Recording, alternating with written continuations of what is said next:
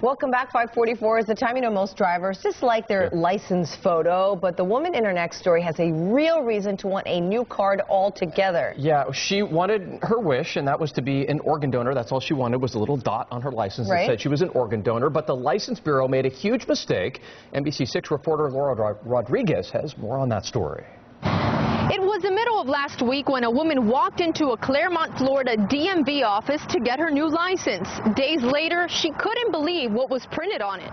Take a look at the bottom right-hand corner of Tammy Lee Masters' license.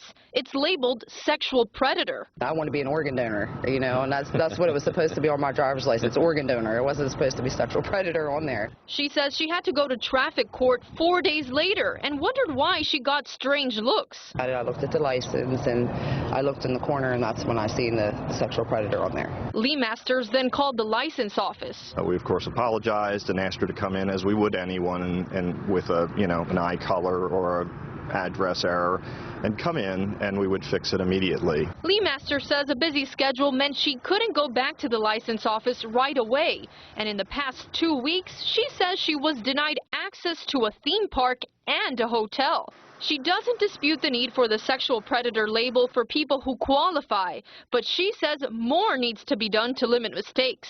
Being able to push more than just one button to label somebody that it should be more of a process. The state is essentially adjudicating people as the worst thing you can call somebody, a child molester. Her attorney says he knows of 3 total cases and they want the system changed. It's time to fix what's on that license so that this can't happen to person after person after person. Very happy, very happy. A satisfied Lee Masters walked out with her replacement license days later, but she's waiting for more safeguards. State officials recommend you take a look at every single detail on your license before heading out of that DMV office. Reporting in Miramar, Laura Rodriguez, NBC6 South Florida. Good advice.